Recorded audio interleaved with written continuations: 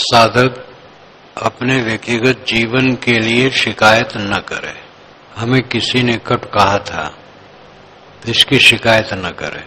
दूसरे से भी न कहे कि उन्होंने मुझे कट कहा था। कहीं गया है, सम्मान नहीं हुआ है, जो उचित है वैसा वो नहीं कर पाया, इसकी शिकायत न करे। किसी ने बुला करके भी सत्कार वैसा नहीं, इसकी भी शिकायत न करे। सार्वजनिक बात में हो तो उसमें भी शिकायत नहीं, हिदायत करना ठीक।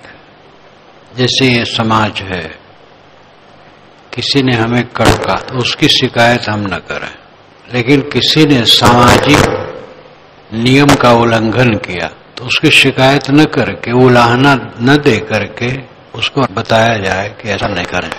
और यही बात हर जगह लागू है। साधु समाज हो, गृहस्थ का परिवार हो, कोई संस्था हो, कंपनी हो, पार्टी हो, जहां मनुष्यों का समूह है वहां ये बात आती है। शिकायत करने की जो बात होती है अपनी कमजोरी है। क्या शिकायत, किसके लिए शिकायत? किसने हमारा सम्मान किया, किसने अपमान किया, सपना की तरह सब बीत जाता है, कुछ रहता नहीं। मन का आश्वस्त हो जाना, तृप्त हो जाना जीवन की ऊंचाई है। हर समय आश्वस्त, हर समय। इस झूठे संसार में किस बात को लेकर के आंदोलित हो? क्या संसार झूठा है? झूठा तो नहीं है, लेकिन झूठा भी है।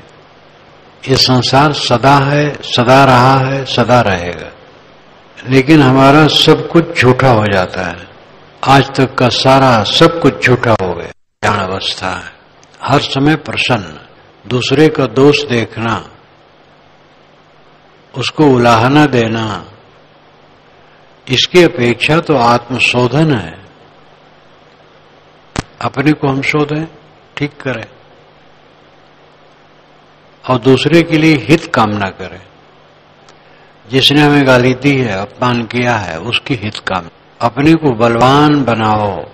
सहनशीलता ही बलवत्ता है, सहनशीलता ही धर्म है, सहनशीलता ही साधना है, सहनशीलता ही जीवन मुक्ति है, सहनशीलता ही जीवन का परम सुख है। और वो सहनशीलता ऐसी होनी चाहिए जिसमें खींच ना हो। ऊपर से सह लिए, कुछ नहीं कहे, अंदर में खींच है, तो पूर्णता नहीं। पूर्णता है खींच रहित सहन, निर्विकार भाव से सहन। शिकायत से आदमी की जिंदगी भरी रहती है। देखा जाता है 4 लोगों का परिवार है, लेकिन एक दूसरे से गाल फुलाए बैठे रहते हैं। शिकायत शिकायत शिकायत, और केवल भ्रांति है।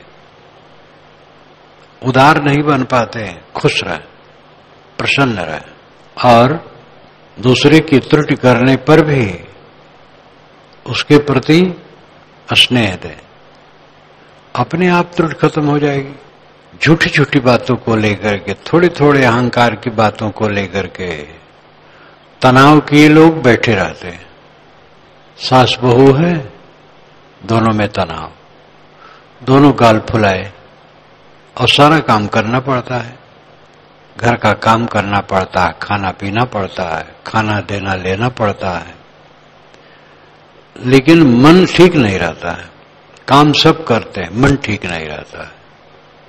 इससे सब घाटा घाटा है। इस 3.5 हाथ की लाश में मन सबसे मूल्यवान चीज है। जीवात्मा तो ये सबसे ऊपर है, लेकिन ये जो भौतिक पिंड है, शरीर, इसमें मन सबसे ज्यादा मूल्यवान है। जिसका केवल मन हर समय शुद्ध और निर्मल और शिकायत रहित है, उसकी लाश ये सफल है। नहीं तो लाश ढो रहा और क्या कर रहा है। सब जीव लाश ढोते हैं, और लाश ही नहीं ढोते, विकार की पोटली ढोते हैं, मन का विकार। इतना सुनत निकट चली आई, मन का विकार न छूटे भाई। 3 लोग मुआ कौआई के, छूटने काहू की आस। सब कौआ रहे, अन्यथा बोलना, अन्यथा सोचना कौआना है। काय भाई भाई कर। उत्तेजना में आ जाना ही अपनी हार है। भयंकर उत्तेजना, हल्की उत्तेजना, सूक्ष्म उत्तेजना, उसके स्तर अलग अलग होते हैं। उत्तेजना जब बहुत बढ़ जाती है तो आदमी बड़बड़ करता है और नहीं कहने योग्य बात कहता है। हल्की रहती तो कहता नहीं, लेकिन उलझा रहता है। और हल्की रहती है, उतना नहीं उलझा रहता है, लेकिन मन ठीक नहीं रहता है। उत्तेजना का थोड़ा अंश भी अपना पतन है। व्यक्तिगत और सामाजिक या पारिवारिक दोनों में फर्क है। व्यक्तिगत के लिए मौन, सामाजिक पारिवारिक के लिए बोलना पड़ता है, लेकिन उदारता सरलता से। गांधी जी जब दक्षिण अफ्रीका में थे तो सड़क में जा रहे थे, एक अंग्रेज ने उन्हें ढकेल दिया, नाली में गिर गए। क्योंकि ये गोरों का मोहल्ला है, काला कैसे आ गया। तो जो उदार अंग्रेज थे उन्होंने गांधी जी को सलाह दी कि इस पर आप मुकदमा कायम कीजिए। न्याय से नहीं रहा कि अंग्रेजों के मोहल्ले में काले न चले। वो तो उनका वर्ग का गर्व था, तो उन्होंने तिरस्कृत किया। जैसे भारत में ऐसा तो कानून नहीं था, ऐसा तो नहीं था कि एक वर्ग दूसरे वर्ग के मोहल्ले में न चले, लेकिन दक्षिणी भारत में कठोरता थी। आश्चर्य तो यह है कि ब्राह्मणों का गढ़ भारत का उत्तर पट्टी है, पंजाब से लेके बिहार बंगाल तक का, और उसमें खास आगरा अवध क्षेत्र है। और यहां ऐसा नहीं था। मुझे अपना ही ख्याल है, घर के अंदर में कुआं था और हरिजनों का एक टोला उत्तर जो था, उस सब के सब उसी कुएं से पानी भरते थे। पहले दरवाजे पर आए, तब बरामदा में, तब अंदर लॉबी में, तब अंदर आंगन, वहां पर कुआं था और उस कुएं से सब लोग पानी भरते थे। आसपास के जो मध्य वर्ग के थे वो कुछ सुनार थे और हरिजन काफी थे, सब के सब उसी अंदर से पानी भरते थे। इसलिए रात में 10 बजे तक फाटक खुला रहता था, कोई भी आवे पानी भरे। और दक्षिणी भारत में सुनता हूं गली में चलने में लोग मार देते थे, पीट देते थे, कैसे इस गली में आ गए। नाई सबका बाल बनाता, वही नाई ब्राह्मण का बनाया, वही दूसरे का बनाया, दूसरे का बनाया, फिर उसी से ब्राह्मण का भी उस छुरे से बनाया, कोई छूत नहीं। तो कानून प्रायः ये गोरों के लिए कानून नहीं था कि गोरों के मोहल्ले में काले न जाएं। इसलिए गोरों ने कहा, जो उदार थे, गांधी जी से कि आप मुकदमा कीजिए। कहे नहीं, व्यक्तिगत जीवन के लिए मैं कुछ नहीं कहूंगा, मुझे मार दे, ढकेल दे, कुछ कर दे, इसके लिए कुछ नहीं करूंगा, सामाजिक के लिए करूंगा। सामाजिक का काम किया और ये उनका विचार सही था। ऐसे अपने आप पराये कोई तकलीफ तो क्या है, घटना है, तकलीफ तो मानने से होता है।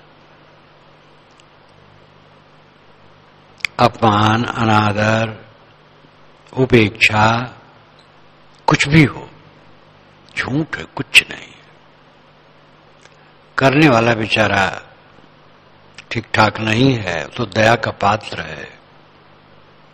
इसको न मन में लाना चाहिए, न किसी से कहना चाहिए। कहाँ कोई सामाजिक असभ्यता का बर्ताव करता है, समाज के नियम का उल्लंघन करता है, तो उसके लिए उसे समझाना चाहिए। उलाहना देके नहीं, कठोर कह के नहीं, दुश्मन मान के नहीं, उपेक्षा करके नहीं, प्रेम से, सरलता से, मीठे वचनों में समझाना ज्यादा हितकर होता है। दिल में वो बात बैठती है। और कट कह करके, उलझ करके, उद्वेगित हो करके, तिरस्कृत करके, या जिस बात को हम उसी व्यक्ति को समझा सकते हैं सबके बीच में कहना, किसी से गलती हुई कुछ और सभा में बैठा करके उसको कहना बहुत ही गलत है।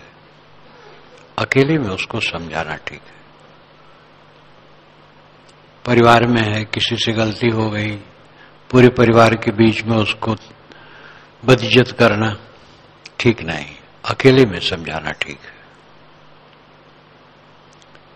व्यवहार की सरलता से साधना में सुविधा मिलती है, और व्यवहार जिसका जटिल हो जाता है, साधना बढ़िया नहीं बन सकती। और सारी जटिलता के मूल में भ्रांति है, अहंकार भ्रांति है, इच्छा भ्रांति है, कुछ पाने की इच्छा भ्रांति है, और जो जरूरत है उसके लिए इच्छा करने की जरूरत नहीं है। इतने लोग यहां बैठे हैं, जलपान पाने की इच्छा करने की जरूरत ही नहीं, जलपान अपने आप मिलेगी। भोजन पाने की इच्छा करने की जरूरत ही नहीं, भोजन अपने आप मिलेगा। जो आवश्यक है उसके लिए इच्छा नहीं करना पड़ता, वो आवश्यकता है और उसकी पूर्ति स्वयं होती है। केवल अपने कर्तव्य कर्म को करता रहे, आवश्यकताओं की पूर्ति स्वयं होती है, और इच्छाओं की पूर्ति तो सिर देने पर भी नहीं होती है, क्योंकि इच्छाएं अनंत है। इच्छाओं और तृष्णाओं का गड्ढा इतना गहरा है जो कभी भर नहीं सकता। सरल मन, हल्का मन, सुखी मन, शांत आत्मा मन, ये जीवन की सफलता है। दुखी हुए किसी क्षण तो अपना पाप है, हमारा पाप है जो हम दुखी हो जाते हैं। पाप बिल्कुल मिट जाए तो दुखी होने कोई गुंजाइश नहीं। स्थितियां आती रहती हैं, ऊंच नीच स्थितियां सबके सामने आती, कोई बच नहीं सकता है। बड़ा से बड़ा आदमी क्या धन है, पद है और कुछ योग्यताएं, इसलिए बड़ा कहलाता है, उसके सामने भी बात आती है। जो सर्वोच्च बड़ा माना जाता है सद्गुणों के कारण, सद्गुण संपन्न है, निष्काम है, जीवन मुक्त है, उसके सामने भी बात आती है प्रतिकूलता की। प्रतिकूलता तो प्रकृति का विधान है। बुखार आ गया, प्रतिकूलता हो गई। जुकाम आ गया, प्रतिकूलता हो गई। अनुकूलता प्रतिकूलता आती रहती है। आदत खराब है, अहंकारी आदत है। अहंकार में कामना है, इसलिए हरदम ठोकर लगता है हृदय में, हरदम ठोकर लगती, हरदम ठोकर, ठेस। अहंकार मिट जाए, ठेस लगने कोई गुंजाइश नहीं। निरंतर अपने अहंकार को देखे, अपने अहंकार को कुचले।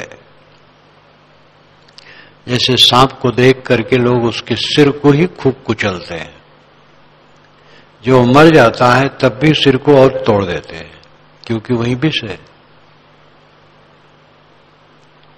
और ऐसे ऐसा कुछ नहीं। सांप को मारना, यहीं पर सांप है और विषधर सांप है। समय से आता है, दिन ही में कभी फंड काल करके बैठा देखा, किसी को नहीं काटा आज तक। बड़हरा में तो भयंकर सांप, एक बार तो एक संत के शरीर पर रेंग के चला गया। कोई 3-4 बजे टाइम होगा, पश्चिम तरफ में गया, देखा तो जो झोपड़ी बनी उसके जंगले में फंड काढ़े बैठा था। तो हमने और कई लोगों को बताया, सब गए। तो हम लोगों ने कहा, भाई जाओ, क्यों बैठे हो? हमारी बात तो थोड़े समझेगा, लेकिन अपने आप सिर जमीन में रखा, सरक गया। आज तक किसी को नहीं काटा है। कोई मर गया सांप काटने से, ऐसा बड़हर आज तक पता नहीं। और बिस्तर सांप है, रहता है। सांप थोड़ा दीर्घायु भी होते हैं, पता नहीं अब है कि नहीं। तो सांप को जो मारा जाता है वो अपनी ही कमजोरी है, वो अपने आप भाग जाएगा। बात तो यह है कि लोग सांप के सिर को कुचलते हैं क्योंकि वही जहर है। अहंकार हमारे शरीर में है, वही जहर है। हमें अपने अहंकार को निरंतर कुचलना चाहिए। अहंकार के कारण ही हम क्रुद्ध होते हैं, उद्वेगित होते हैं, अशांत होते हैं, क्षुब्ध होते हैं, शिकायतग्रस्त होते हैं, आंदोलित होते हैं। कायागढ़ की लड़ाई में विजय प्राप्त करना ही सफलता है। और रुपये पैसा कुछ ज्यादा आ गया, मान बढ़ाई मिल गई, प्रतिष्ठा मिल गई, इसको लोग सफलता मानते हैं। क्योंकि गंदा मन है, भौतिक धरातल पर चित्त रेंगता रहता है, तो इसी में लोग कृत मानते हैं अपने को। कुछ साधु महात्मा भी ये मानते हैं, हमें लोग बहुत मानते हैं। क्या तुम्हें मानते हैं? तुम अपने को मान ही नहीं पाते हो। बाहर वाला फीका है, ऊपर की सब बात, अंत फलेगी माहली, ऊपर की सब बात, अंत स्वरूप स्थित है और उसी में माहली फलेगी। महल में रहने की स्थिति आएगी, अपनी स्थिति में ठहरने की दशा आएगी। ऊपर की सब बात, ऊपर का तो सब व्यर्थ है। साधक इन बातों पर ध्यान दे, व्यक्तिगत जीवन के लिए शिकायत न करे। अपने जीवन के लिए कोई शिकायत नहीं। किसी ने गाली दी है, किसी ने सम्मान किया है, उसका अपना समझ है, विचार है, वो कुछ रखा नहीं है। हमारा मन जैसा है वही महत्वपूर्ण है। हमें किसी ने गाली दी और किसी ने वंदना की, दोनों की क्या कीमत है? मन मेरा निर्मल है, वर सफल है। ये हवाएं आती और चली जाती हैं। अपने को पूज्य मानना तो भयंकर भूल है। अपने को तो सामान्य से सामान्य मानने की आवश्यकता है। ये अहंकार है तो हमें रुलाता है, कहीं भी हो। मनुष्य तो वही है, वो चाहे साधु वेश में हो, चाहे गृहस्थ वेश में हो, स्त्री हो, पुरुष हो, अहंकार ही रुलाता है। इसलिए अपने व्यक्तिगत जीवन के लिए कोई शिकायत नहीं होनी चाहिए। पारिवारिक सामाजिक समस्या समाधान के लिए भी उलाहना नहीं होना चाहिए, कोचना नहीं चाहिए। सबके बीच में बैठ करके उसको बदनाम नहीं करना चाहिए, अकेले में समझाना चाहिए। 10 लोगों का परिवार है, किसी ने व्यतिक्रम किया है और सुधर नहीं रहा है तो अकेले में बैठ के समझाना चाहिए। प्यार से समझाने की जरूरत है, स्नेह से समझाने की जरूरत है। 10 के बीच में बैठ के बदनाम करोगे तो और बुरा होगा। ये असभ्यता है, अज्ञान है ऐसा करना। व्यवहार बढ़िया रहे तो आध्यात्मिक साधना में अत्यंत सरलता हो जाती है। पिता पुत्र में तनाव है, ऐसी स्थिति में पिता को क्या ध्यान लगेगा, पुत्र को क्या ध्यान लगेगा, और कैसे चैन से रहेंगे? अहंकार है, आपस में बैठ के सरल हो जाए, बातचीत कर ले। प्रसन्न हो जाएं।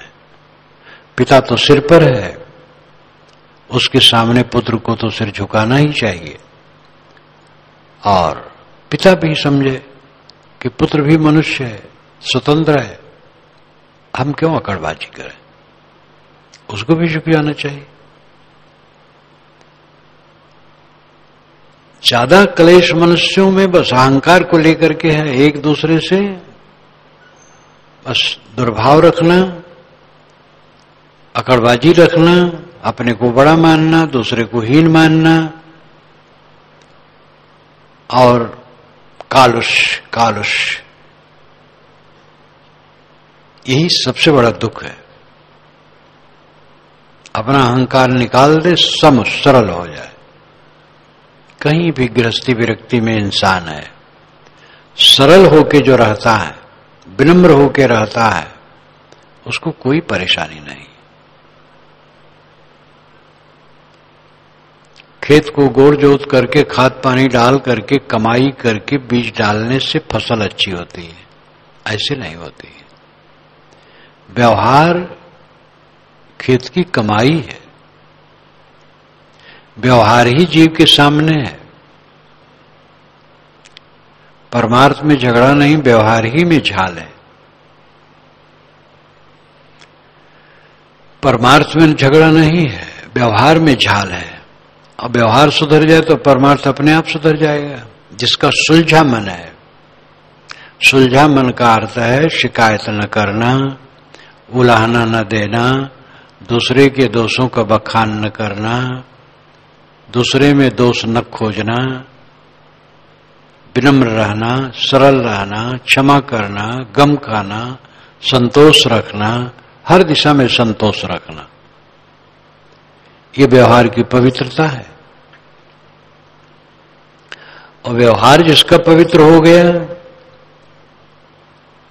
अगर व्यवहार है तो भी बहुत कुछ सुखी रहेगा, लेकिन ज्ञान है उसको, तो जिसका व्यवहार निर्मल है वो ज्ञान द्वारा ध्यान, समाधि, शांति का लाभ पाएगा। और जो अपने साथियों से ही उलझा रहता है, वो आध्यात्मिक कमाई नहीं कर सकता है। ज्ञान भले ज्यादा हो, दूसरों को समझा ले, विद्वान हो, प्रवक्ता हो, लेखक हो, माइंडेड हो, लेकिन अगर उलझा है तो शांति नहीं पाएगा। इसलिए साधक अपने व्यक्तिगत जीवन के लिए तो शिकायत करे ही ना, मन में भी न रखे। सामाजिक पारिवारिक समाधान के लिए भी दोष देखना, उलाहना करना, सबके बीच में किसी को बेइज्जत करना, ये ठीक नहीं। अकेले में प्रेम से, करुणा से, स्नेह से समझा करके रास्ते पर लाना, यही सुख का रास्ता है।